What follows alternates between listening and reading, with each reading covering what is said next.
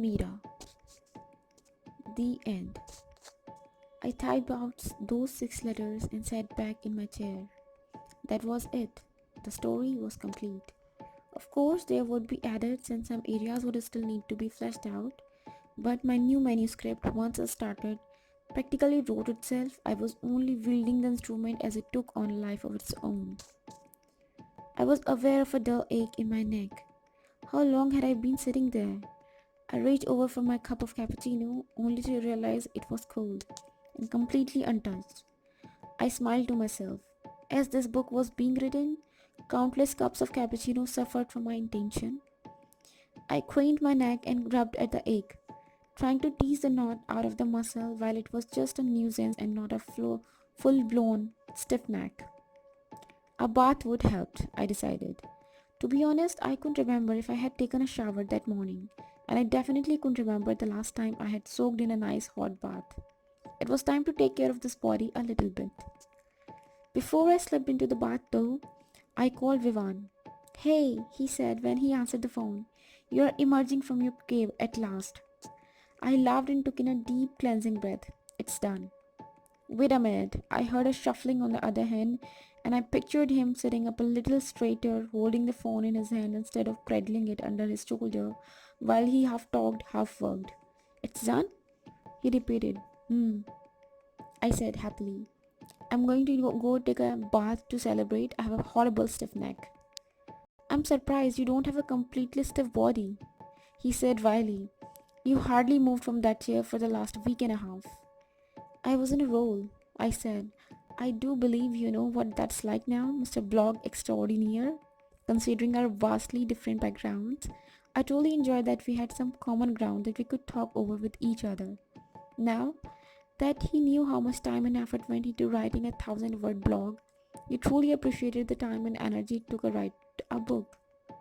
"Yes, I do," he said. "But tell me more. It's really done?" "Except for the edits," I clarified, and he groaned sympathetically. "When do I get to read it? Tell me you are not going to make me wait through the edit process." "Actually," I said, "I'd really like it if you would read it now." "I'll be right over." I loved the man's enthusiasm. "Slow down," I urged. "Let a girl get a bath first. Can you come over tonight?" "Absolutely. How about I bring dinner?" That would be perfect. I'll see you in a couple of hours." I left the office and walked back to the kitchen, where Ashi was happily looking over some of my writing. She looked up at me and smiled. I gave her a big grin and nodded, confirming that it was done. "I think you should take the rest of the afternoon off," I said. "Oh, I don't mind working a little more," she said. Ever since she had returned, she was even more dedicated about helping me. I hugged her and sang out, "Vivan's coming over." "Oh, and you want a little alone time." I laughed out, delighted once more at the sound coming from my throat. It felt so good to laugh. A few minutes later, I stepped into my hot bath, thinking about the manuscript I had just finished. When I started working in my teaching position, the students' curiosity about the genesis of my first book, "Everyone Has a Story," made my thoughts turn to everything that had happened to the main characters in that book. The four of us, when life started challenging us in unexpected ways. We all faced different crises, but just as our lives were intertwined, our reliance on each other brought us closer together as we struggled to overcome those challenges. You can get lost on the journey to your goals, but along the way, you find something more important. You find out who you truly are. As inspirational as my readers found the first book, and as curious as they were about the characters, I decided that the perfect next step for me would be to write the sequel, detailing our challenges and how fate threatened to destroy our happiness, and how we all persevered through laughter and tears, a lot of tears, well, and a lot of laughter too. I watched Nisha and Kabir struggling after the fire, but also witnessed the two grow closer together than even before. Now, with 10 coffee stands and rebuilding Cafe Kabir, as well as a rambunctious 3-year-old, it would stand to reason that they would be too busy for each other. Instead, they continued to carve out time for themselves. It was an honor to be a witness to their success, and an even greater honor to be able to write their continued story. Then there was Vivan in me. I thought back to that horrible day when the drug charges were filed against him. Months and months later, Sridhar, Vivan's seatmate, was caught with drugs again. Parth heard about it, remembered the name, and had his company's lawyer take a statement from Sridhar, exonerating Vivan from any wrongdoing. By then, Vivan was already rebuilding his name and reputation. But having that piece of paper seemed to help settle that unease that Vivan felt was plaguing him all those horrible months. And I was able to detail that piece of information in my book when I wove in our part into the manuscript. The sequel, I decided as I lay in the streaming water, surrounded by decadent bubbles, was a perfect example of us staying true to ourselves and keeping an eye on our dreams. Although there were many times when we might have doubted if we would get a second chance at those hopes and wishes, we never doubted our abilities. I was dressed in a cotton summer dress when Vivan came over, his arms overflowing with Chinese food. The moment we devoured our meal, Vivan carefully washed his hands and then eagerly asked to look at the manuscript. I printed you a copy in case you wanted to take it home tonight. I said bashfully. Even after all this time, I still had my shy moments about my writing. He gave me a huge smile, tucked the printed copy out of my hand, and sat down to read. I wandered into the kitchen and poured myself a glass of water while I cleaned up the kitchen. When I returned to the living room, 20 minutes later, he barely looked up. I sat down and pulled out the book I had been reading before. I maniacally started writing the last couple of weeks. Every now and then I would look up, but he kept his eyes on the words in front of him. Finally, I started yawning and realized I had gotten up at 3:30 that morning to write. I think I'm going to go to bed, I said regretfully. Are you going to head home? He looked up. If you don't mind, I think I'm going to sit here for a while longer. I sat down beside him. Do you like it? I asked eagerly. With huge eyes, he nodded soberly. It's amazing, he said. I went to kiss him again, but a yawn escaped my lips. Go to bed, he ordered. I'll lock the door behind me when I leave. Okay, I agreed and half walked, half staggered to the bedroom.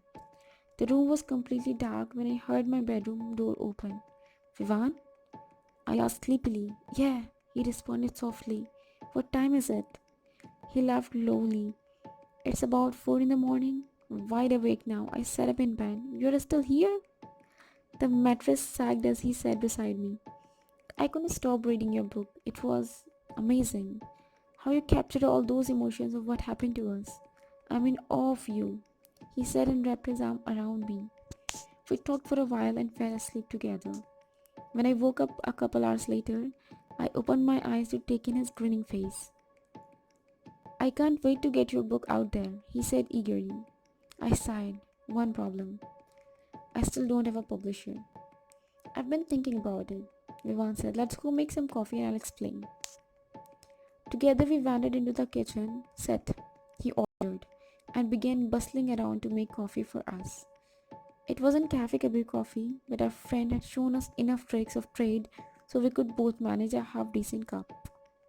So tell me what you are thinking, I prompted. Well, he began.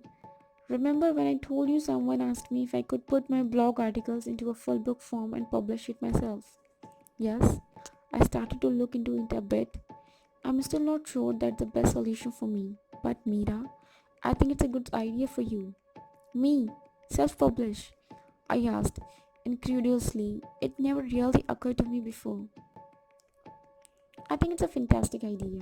I mean, look at your fan base. Just your students alone have you on this pedestal. A well-deserved one, I might add. And they are only a select group. You have so many followers. They don't care where the next book comes from. They just want to read it. I thought about it through several sips of my coffee. That just might work. I think it would. He threw his arms wide in emphasis.